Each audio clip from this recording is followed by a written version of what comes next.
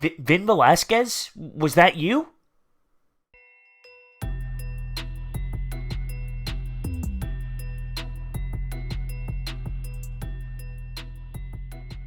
What is going on, everyone? The Philadelphia Phillies win Game 1 on this road trip. They win 7-3, and realistically, they took advantage of the Diamondbacks playing poor baseball, but they still did enough to contribute their own as well. It's not just the fact that the Diamondbacks were poor today. They did make the most of their opportunities, but you had to watch that baseball game and say, holy hell, if I was a Diamondbacks fan, I would be miserable watching this garbage because the Diamondbacks errors all around, making mistakes. It was a tough day at the office for those Diamondback players, but like I said, the Phillies did make the most of their opportunities, and that's what they needed to do. So before this game started, I saw the lineup, and I was intrigued. I actually like this lineup, and it goes like this. It was Cesar Hernandez, Rhys Hoskins, Bryce Harper at 3, JT Realmuto in the 4th spot, Gene Segura at the 5, Scotty in the 6th, Adam Hazley, Vin Velasquez at 8, and Roman Quinn at 9. The only thing that was questionable as the game went on, JT Realmuto ended up struggling with a few chances to knock guys in, which has been a common theme, but he was in that 4th spot. He had the chances. I just like the fact that it was new. It was something different. It was a new look. It was a different type of mix to try and create some sort of spark. So we win the game 7-3, and before we dive into how it actually all happened, you do need to realize that with runners in scoring position, 5 of 19. So it was better, but there were also opportunities left on the board. 5 of 19 isn't great. It's awesome that you had 19 opportunities and you're bound to get some, but this has been a common theme, a common problem with this baseball team throughout this tough stretch was knocking guys in when there were runners in scoring position. And 5 of 19, yeah, it's okay. We knocked in some guys, but I thought that there was plenty of opportunities to do even more damage. It's funny because the way this game started, I thought it was going to be miserable. We had first and second, 0 outs. Then we had first and third, 1 out. And we can't execute. We can't find a way to score 1 run. And in the bottom of the first, they end up getting a triple, and then they knock him in easily. We're already down 1-0 when we had the runs right there to knock in. Luckily, in the second, Scott Kingery, with his family in the stands, being an Arizona kid living 14 miles away from the stadium growing up, he comes up and he knocks one out of the ballpark to tie the game. From there, it essentially was all Philadelphia Phillies. In the top of the third, we played some small ball. It's 3-1. In the fourth, it's 4-1. In the 7th, it's 5-2. Then it goes to the 8th, it's 6-3. By the end of the 8th, that's because Juan Nicasio came in and he struggled a little bit, absolutely, but he got out of it with only allowing 1 run there. And speaking of pitching, Vin Velasquez today, wow, was he good. Wow, was he good. Through 5 innings, he had 66 pitches, and I remember this was during the time where we were about to attack the top of the lineup for the Diamondbacks for the 3rd time. And I remember his last outing. He was allowing .515 batting average to the opposing team when he attacked the 3rd time through the lineup. So I was tweeting away. If I'm Gabe, I gotta pull him here. Statistics tell me he's not good when you have to go through the lineup for the 3rd time. And of course, in the 6th, bang, bang, bang, he gets out of there nice and quick. And then he even goes through the 7th. Vin Velasquez went 7 innings today, 6 hits, 2 earned runs, 95 pitches. He normally throws 95 pitches after 3 innings. One thing I noticed with Vin today, though, he was more confident in pitches other than his fastball. That's the problem. He attacks with the fastball over and over and over again. And once you're a hitter and you're the 3rd time through, you know what he's throwing. You've seen it. Fastball.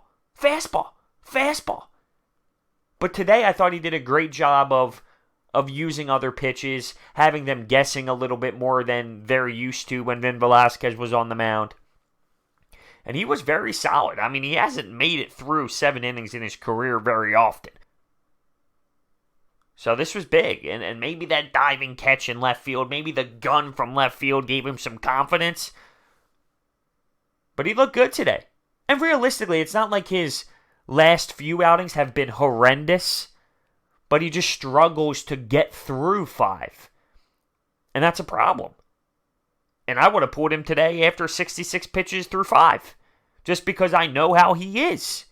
But today, he proved me wrong. He proved me wrong today. JT ends up scoring in the 9th there to make it 9-3. Some errors, some bad throws, pass balls. It gets him home there, and Hector Neris shuts the door in the 9th inning.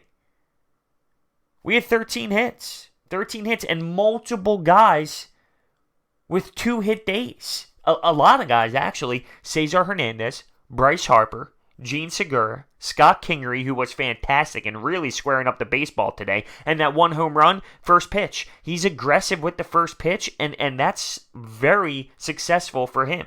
Adam Hazley, 2 hits, and an outstanding catch to really help Vin Velasquez when it was at the end of his time in this baseball game. Roman Quinn had 2 hits, and even he is playing a lot better. He's being aggressive on the base paths. He's being annoying and a pest when he is on first base, and he's trying to steal and all that. He's so fast. He's playing with confidence just like Vin Velasquez is. Just at the perfect time. Oh, by the way, we still have Corey Dickerson, who did pinch hit today, and Gabe Kapler said that they're still kind of being... What's the word I'm looking for here? Being... I'll just say it like this. They want to make sure his hamstring's okay. Jay Bruce is still in the mix as well. So when we get those 2 guys back, who knows what can happen with this offense? Because once we score more than 4 runs, this team has like the 2nd best record in the NL. But we got to score more than 4 runs to do that. You would think this offense could do that, right? I mean, you would think so. Right now, we're in a wild card spot. Okay. Tomorrow we have Jake Arrieta. Here's the thing, though. What's going to happen tomorrow? The way it's been going, the trend that it's been going, I can see a 3-1 loss and a huge stinker, 3 hits. Why not? That's the way the trend's been going. I want to see this team come out and win another baseball game. Please, get some sort of flow. By the way, Bryce Harper, he switched his swing today. Instead of the bat being a little bit behind him, it's more out and in front. And I like that. You can get quicker to the baseball. Your swing can be quicker, faster. Get through. And I thought he swung the bat really well today. In the first inning, he was about this close to hitting a dinger. That's a tough ballpark to hit dingers in. You know, it's no Citizens Bank Park. But he was pretty close to it. All around, I like the way the team played. I thought the defense was great. The amount of double plays we turned in big moments. There was one beautiful play. Vin Velasquez gets the ball, goes to third to Scotty. Scotty over to first. Bang, double play. Gets out of a huge little jam there. The defense was fantastic. We did have 13 hits. I'm being a little picky, a little harsh, but we were 5 of 19 with runners in scoring position. I would like that number to be better, but in this game, it worked out. We also took advantage of the Diamondbacks playing poor baseball today. There's no denying that. They were sloppy. They weren't mentally in there. I don't know if they were fatigued, but that was just a really bad baseball game out of the Diamondbacks. I put it in perspective of if I watched the Phillies play like that, I would have been sick to my stomach. And realistically, I've seen the team play like that. I mean, there's no denying that. I've seen them play that sloppy before this year. But that can't be out of the question. The Diamondbacks weren't ready to compete today, and the Phillies took advantage of that. I like the lineup. I'd be interested to see if things would move around, if Corey Dickerson was involved, if he would lead off, because I know that's something that Gabe Kapler would like to do. JT Realmuto batting in the 4th spot. He's just not good with runners in scoring position. You take that out and you look at his stats from a whole, okay. When you relate it to catchers, okay, because that's what a lot of people do. But with runners in scoring position, he's not. He's not producing enough. And he's in a spot right now in that fourth hole, and he even played the fifth hole prior and whatnot. We've seen him in that fifth hole a lot. It hasn't been enough for my liking, to be completely honest with you. That's the difference. That's when good teams are good, and that's when average teams are average. You take that next step. You have a chance to destroy the other team. You have a chance with runners in scoring position. You knock them in more times than not. That's not what this baseball team does right now, and it's frustrating. I'm not trying to be all damper after a victory. I thought it was a good win, 7-3. It's a good way to start this road trip. But I've seen what this team struggled with for a while now. And once again, you look at today's numbers. Wasn't horrendous, but there were times where we could have knocked in more. But it was enough today. It was enough today. In the storyline, Velasquez was outstanding. Scott Kingery was solid up the bat. He only had 2 hits, but he had the home run. And even his outs were solid contact outs. And he really smoked the baseball today. Even the last out, over to the warning track, power.